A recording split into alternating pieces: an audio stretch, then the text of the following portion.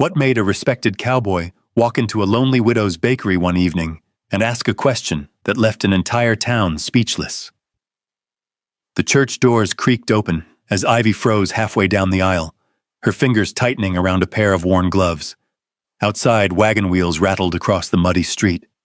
Inside, dozens of eyes followed her every step. Then a deep voice broke the silence from the back row. A cowboy stood there, hat in hand, looking straight at her, and what happened next made the room go completely still. Before we begin, tell us where you're watching from, and join us for more unforgettable Western love stories. Spring arrived slowly in Elk Pass.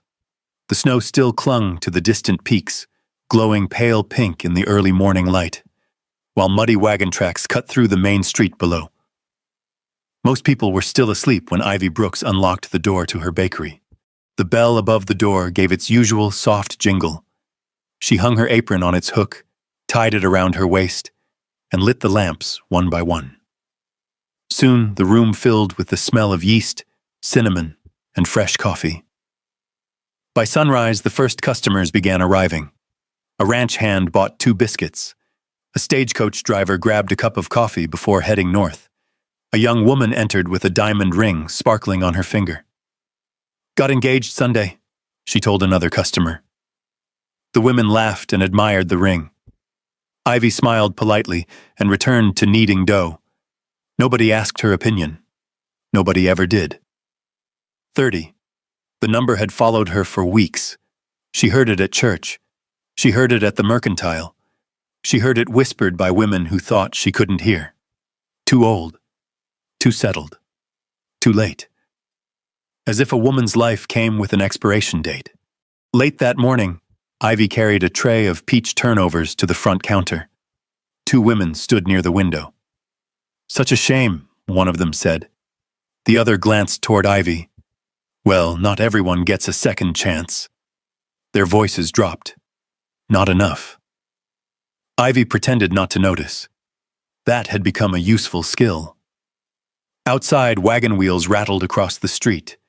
Inside, she focused on the simple things. The weight of flour, the warmth of the ovens, the scratch of pencil against the receipt book. Facts were easier than feelings. Near noon, the bell above the door rang again. She looked up. Luke Callahan stepped inside. Dust covered his boots. A tan coat hung from his broad shoulders. He removed his hat and nodded once, the same way he always did. "Morning, Miss Brooks." "Morning, Mr. Callahan." He usually bought coffee and left. Today he ordered coffee, then a slice of apple pie. Then, surprisingly, he sat down. Ivy noticed it immediately. Most customers came and went. Luke remained. The bakery was nearly empty. Outside, the wind pushed through the cottonwoods near the creek. For several minutes, neither spoke. Then Luke glanced toward the mountains. "Snow's melting early." "It usually means a wet summer." "You think so?" "I've seen it happen before." He nodded. Not because he was being polite. Because he was actually listening. The conversation moved slowly after that. Weather. Cattle prices. The new trail north. Nothing remarkable. Yet Ivy found herself talking more than she intended, and Luke kept listening. No interruptions, no pity, no careful sympathy reserved for widows, just attention. When he finally stood, the coffee had long gone cold. "Appreciate the company," he said. The words caught her slightly off guard. "You're welcome." He placed coins beside the empty plate, tipped his hat, then left. The bell jingled. The door closed. Silence returned. An hour later, while wiping tables, Ivy noticed something near the chair where Luke had been sitting. A white handkerchief, folded neatly. She picked it up. The fabric was clean and expensive. One corner carried carefully stitched initials. MC, not Luke's initials. She ran her thumb across the embroidery. A mother's keepsake, perhaps. Something old. Something personal. Something a man like Luke Callahan would never carelessly lose. Outside, his horse was long gone. Ivy stood alone beside the window, the handkerchief resting in her hands, and for reasons she could not explain, she found herself wondering when he might come back for it. The answer came 2 days later. A spring rain had passed through Elk Pass during the night, leaving puddles along Main Street and dark streaks of mud beneath wagon wheels. Ivy was arranging fresh blackberry muffins in the display case when the bell above the door rang. Luke Callahan stepped inside. His hat carried droplets of rain. His eyes went immediately to the handkerchief folded beside the register. For a moment, neither of them spoke. Then Ivy picked it up. "I believe this belongs to you." Luke looked at it and gave the smallest smile. "It does." She waited for an explanation. None came. He simply accepted it and tucked it into his coat pocket. "Thank you." That should have been the end of it. Instead, he bought coffee and sat down again. The same table, the same chair, the same quiet presence. By the end of the week, it had become a pattern. Sometimes he brought cuts of beef from Double Creek Ranch. Sometimes Ivy packed peach pies or fresh bread in exchange. No bargaining, no games. Just two people finding reasons to continue a conversation. The town noticed. Elk Pass noticed everything. One evening, 12-year-old Caleb Turner appeared outside the bakery carrying a sack of flour nearly as large as he was. Luke had sent him. The boy could barely read the receipt. Ivy discovered that quickly. So after closing time, she sat him at a corner table beneath a lamp and showed him how letters formed words. Caleb struggled through the first page, then the second. His face lit up when he finally read an entire sentence without help. The following evening he returned, and the evening after that. Soon, teaching Caleb became part of Ivy's routine. The bakery stayed warm long after sunset, while the boy sounded out words from an old school book. Across town, the whispers grew louder. Women lowered their voices when Ivy entered church. Men glanced toward Luke whenever he stepped into the saloon. One Saturday night, Luke walked into Murphy's Tavern and found Owen Briggs waiting with a grin. The wealthy rancher leaned back in his chair. "Heard you've been spending a lot of time in town?" A few men chuckled. Luke ordered coffee. Nothing else. Owen continued. "Careful. Folks might think you're serious." More laughter. Luke set a coin on the counter. "Folks can think whatever they like." The room grew quieter. Owen smirked. "My money says you'll be courting some pretty young schoolteacher by summer's end." Luke picked up his cup. "Keep your money." Then he walked away. The story reached Ivy before sunset the next day. Martha Green delivered it while buying cinnamon rolls. "People need hobbies," Martha muttered. Ivy forced a smile, but something unsettled her. Hope had a dangerous way of arriving quietly. A week later, a different visitor came. A man in a gray suit carrying a leather portfolio. He introduced himself as a representative of Price Transportation Company. The conversation lasted less than 3 minutes. When he left, a folded document remained on the counter. Ivy read it once, then again. The words did not change. The property containing her bakery had been sold. Ownership would transfer to Ezekiel Price's company. Current tenants were required to vacate within 90 days. 90 days.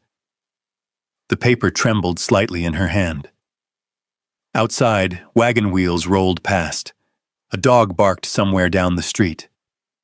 Life continued exactly as before. Inside the bakery, everything felt different. That evening, Caleb arrived for his reading lesson. Luke stopped by for coffee. Martha came for bread. Ivy smiled at all of them and told none of them the truth. After they left, she locked the door and sat alone beside the cooling ovens. The notice lay open on the table. 90 days. For the first time in years, she had no idea what came next. The notice stayed hidden beneath a stack of flour invoices inside the bakery office. Every morning, Ivy unlocked the front door before sunrise. Every morning she told herself she would find a solution. And every evening she locked the door carrying the same unanswered problem. 90 days. The number followed her everywhere. She began making quiet inquiries around town. A ranch hand looking for a small investment. A retired merchant. A traveling family passing through. No one wanted the bakery. Some thought the location would soon belong to Price Transportation anyway. Others simply didn't want the risk. Weeks passed. The spring grass grew taller across the valley. Snow retreated farther up the mountains. And Elk Pass continued talking. Luke still visited. Not every day. Just often enough that Ivy noticed when he didn't. One afternoon he arrived with a broken fence ledger tucked beneath his arm. Caleb followed behind carrying a sack of oats. The boy proudly read an entire newspaper headline aloud before stumbling over the next sentence. Luke looked almost as pleased as Caleb. "He's improving." Ivy smiled. "He works hard." Luke nodded. "So do you." The words lingered after he left. Simple words, yet somehow harder to forget than compliments. By midsummer, Elk Pass was preparing for the annual cattle festival. Ranchers filled the streets. Wagons crowded every available space. The smell of dust, horses, roasting meat, and fresh-cut hay drifted through town. For a few days, business at the bakery was better than it had been all year. Then everything changed in a single afternoon. Ivy was crossing the fairgrounds carrying 2 pie boxes when laughter erupted nearby. At first she ignored it. Then she heard her name. A group of townspeople stood near the livestock pens. Not cruel people, not enemies, just people who believed they were being funny. One woman shook her head dramatically. 30 years old already." Another laughed. "At this rate, she'll marry the bakery oven." More laughter followed. Someone added that the town's bachelors were looking for brides, not responsibilities. The words floated across the crowd. Light, casual, careless. Yet they landed heavily. Ivy kept walking. She did not stop. She did not respond. But her grip tightened on the pie boxes. Across the fairgrounds, Luke saw everything. His expression never changed. He simply watched until the laughter faded. That evening, the bakery closed early. The last customer left just before sunset. The sky beyond the windows glowed orange and gold. Ivy was wiping down a table when the bell above the door rang. Luke stepped inside. Neither spoke immediately. The room smelled of cinnamon and coffee. Outside, wagon wheels rattled along the road. Inside, only silence remained. Luke removed his hat. "I heard what happened today." Ivy continued wiping the table. It wasn't important. It was. She stopped moving. For several moments, neither said another word. Then Luke looked around the small bakery, the worn floorboards, the display case, the ovens, the life she had built with her own hands. "You don't have to leave town." She lowered the rag. "That's not my decision anymore. Come work at Double Creek." The offer surprised her. She looked up. Luke's face remained calm. "You could manage supplies, help with accounts, teach Caleb." Ivy shook her head. "No." "Why?" "Because eventually I'll still have to leave." Luke studied her quietly. Then he sat at the nearest table, the same table he always chose. The evening light stretched across the floor between them. Finally, he spoke again. "Then marry me." The words landed softly, almost gently, yet they struck harder than thunder. Ivy stared at him, certain she had misunderstood. The room seemed suddenly very still. Even the sounds from the street felt distant. "What?" Luke met her eyes. "Marry me." No speech, no flowers, no rehearsed declaration. Just a simple statement spoken by a man who rarely wasted words. Ivy slowly sat down across from him. Her heartbeat felt louder than the ticking clock near the kitchen door. "Luke!" He waited. Do you love me? For the first time since she had known him, uncertainty crossed his face. His gaze shifted toward the window, toward the fading sunlight. When he finally answered, his voice was quiet. I know. I don't want to see you leave. The silence that followed felt endless. Outside, a horse passed along Main Street.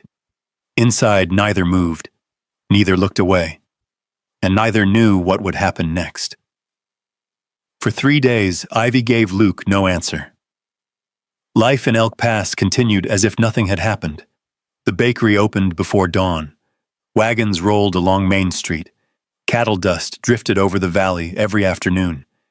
Yet beneath the routine, everything felt different. The proposal sat between them like an unopened letter. On the 4th evening, Luke returned. He stood outside the bakery while the last light faded behind the mountains.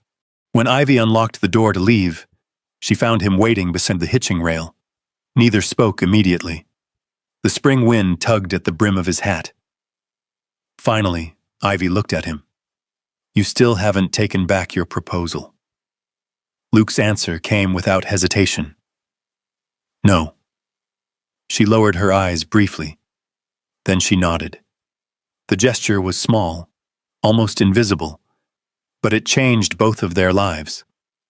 Their wedding took place 2 weeks later inside the little white church near Cottonwood Creek. No orchestra, no elaborate decorations. Only a handful of townspeople filled the wooden pews. Martha Green sat in the front row. Caleb looked nervous enough for everyone. Sheriff Walter Dunn stood near the entrance. Even Owen Briggs attended, though his expression suggested he would rather have been anywhere else.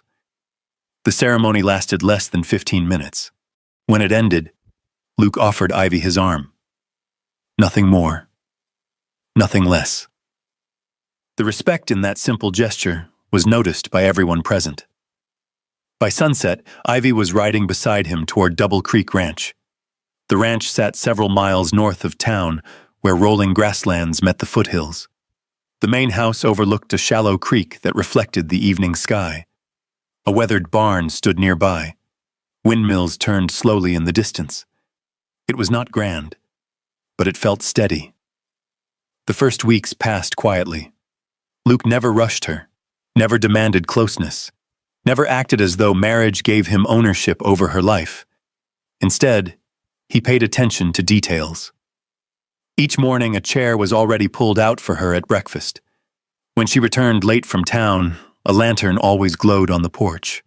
One afternoon, she discovered a chestnut mare waiting in the corral. A calm horse with patient eyes. Caleb proudly announced that Luke had spent months training her. Luke pretended not to hear. Ivy smiled anyway. Summer slowly gave way to autumn. The old bakery equipment was moved to a building near the ranch entrance. Soon, ranch hands stopped by for fresh bread before sunrise. Travelers bought pies while passing through the valley. Business grew. So did something neither of them spoke about. Comfort. One chilly evening, Ivy carried a tray of biscuits onto the porch. Luke sat repairing a leather bridle. The sunset painted the mountains gold. For a long moment, they watched the valley together. No conversation. No need. The silence felt easy, like home. Then winter arrived. Snow covered the high ridges. Cold winds swept across the open range. The cattle drive north could not be delayed. Luke left with several ranch hands to move a herd before the mountain passes closed. Before dawn on the morning of departure, Ivy handed him a cloth bundle filled with food, biscuits, dried apples, a small jar of preserves. Luke accepted it carefully. Their fingers brushed for only a second. "Be careful," she said. "I will." Then he rode away. The storm arrived 3 days later, a powerful mountain blizzard. Visibility disappeared. Roads vanished beneath drifting snow. At Double Creek Ranch, Ivy stood by the window long after dark. The lantern remained burning on the porch. Waiting. The first search party left at sunrise. The second followed the next day. Each returned carrying the same answer. Nothing. No sign of Luke. No tracks. No horse. No camp. Only snow and wind. By the fourth day, whispers spread through Elk Pass. People spoke softly when Ivy entered a room. Men removed their hats. Women lowered their voices. Even Sheriff Dunn avoided her eyes. Late that afternoon, a final search group returned to town. Their horses looked exhausted. Snow clung to coats and saddles. The men dismounted silently. Nobody smiled. Nobody spoke. Ivy already understood before they reached her. Caleb stood nearby, clutching the fence rail so tightly his knuckles turned white. The search leader removed his hat. We couldn't find him. The words seemed to disappear into the cold air. Behind them, snow drifted across Main Street. Church bells rang somewhere in the distance. And for the first time since agreeing to marry Luke Callahan, Ivy felt the ground beneath her future begin to disappear. The storm lingered over Elk Pass for 2 more days. Snow piled against fences. Wagon traffic nearly stopped. The mountains vanished behind curtains of white. Most people accepted what seemed obvious. A rider lost in a blizzard that long rarely returned. But Ivy refused to say the words aloud. She continued waking before dawn. She still lit the kitchen stove, still poured coffee into Luke's favorite tin cup, still left the porch lantern burning each evening. On the 6th day, she saddled the chestnut mare Luke had given her. Caleb tried to stop her. So did the sheriff. I know. They couldn't find him. She adjusted her gloves. Then they weren't looking where I am. The boy stared at her, then quietly reached into the barn and handed her an extra blanket. Neither mentioned tears. For the next several days, Ivy joined every search. She rode narrow trails above the valley, checked abandoned trapper shelters, visited hunting cabins hidden among the pines. The cold cut through her coat. Snow filled her boots. Still, she kept going. Something had changed. The opinions of Elk Pass no longer mattered. Not the whispers. Not the laughter. Not the judgments. Only Luke mattered. Late one afternoon, nearly 2 weeks after the storm began, a ranch hand spotted smoke rising from a forgotten hunting cabin high in the mountains. The search party changed direction immediately. By sunset, they found him. Alive. Weak. Exhausted. But alive. His horse had slipped near a rocky slope during the storm. After wandering through blinding snow, Luke had reached the abandoned cabin and survived on stored firewood and the food Ivy had packed for him. When they brought him home, the entire town seemed to breathe again. Caleb nearly tackled him off the wagon. Martha cried openly. Even Sheriff Dunn smiled. Luke recovered slowly. For several weeks, he remained close to the ranch house. The doctor ordered rest. Luke ignored most of that advice, but he obeyed enough to keep Ivy from worrying too much. One snowy afternoon, while reviewing old ranch records in the office, Luke noticed irregular land filings attached to recent property transfers. The signatures looked wrong. Dates didn't match. Several neighboring ranch owners had supposedly agreed to sales they never remembered making. The trail led directly to Ezekiel Price. At first, nobody wanted to believe it. Price owned the largest freight company in the region. His wagons supplied half the territory, but evidence continued appearing. Then Ivy found something unexpected. While delivering bread to one of Price's storage buildings, she noticed an abandoned ledger tucked behind shipping crates. The book contained transaction records, property numbers, false agreements, forged transfers. Enough to expose everything. A town meeting was called inside the church hall. Every bench was filled. Ranchers stood along the walls. Snow melted from boots onto the wooden floor. Ezekiel Price arrived looking confident. He believed no one would challenge him publicly, especially not Ivy. For years, she had avoided attention, avoided confrontation, avoided becoming the center of any room. But when Sheriff Dunn asked for evidence, she stepped forward. The hall became silent. She placed the ledger on the table, then calmly explained what she had found. Page by page, record by record. No speeches, no anger, just facts. The room slowly turned against Price. Questions followed, then accusations. By the end of the meeting, his influence had collapsed. The land claims were revoked. Investigations began immediately. For the first time in years, Elk Pass saw Ivy differently.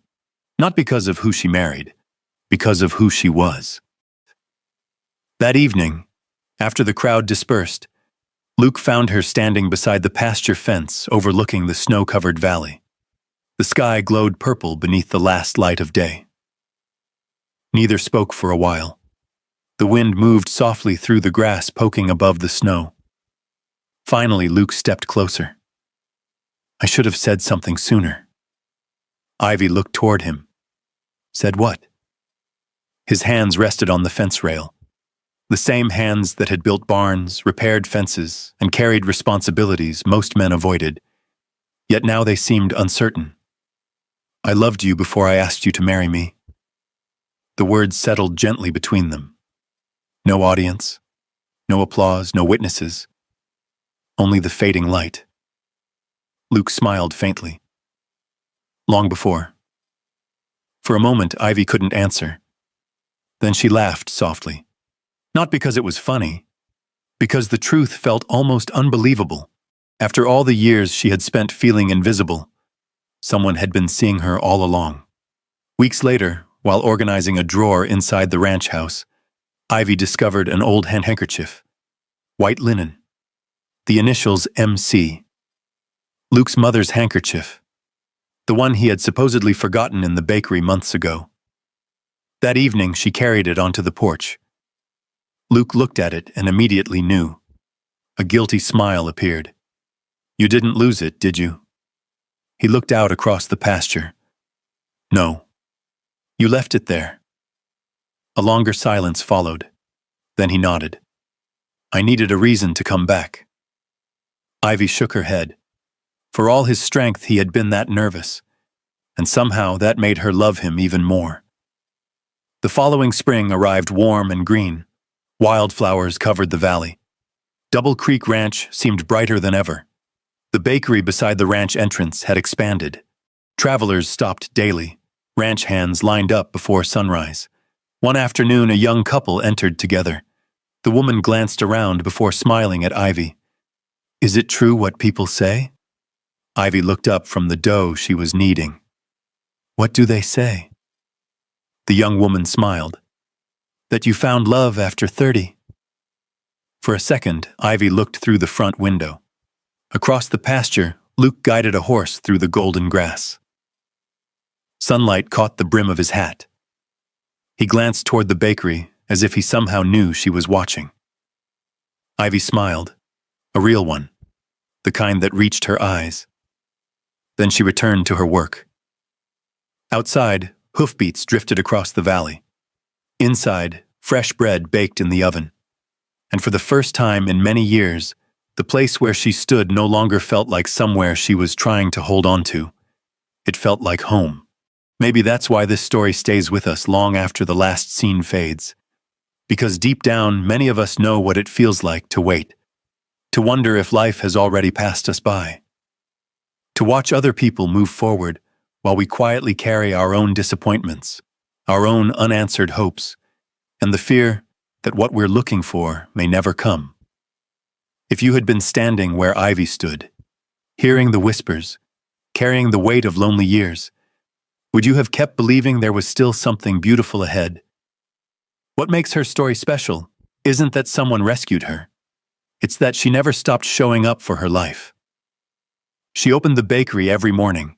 She kept working, kept caring, kept choosing dignity when bitterness would have been easier. And in the end, love arrived not with grand promises, but through small acts of kindness repeated over time. Sometimes the people who truly see our worth are already walking quietly beside us long before we notice.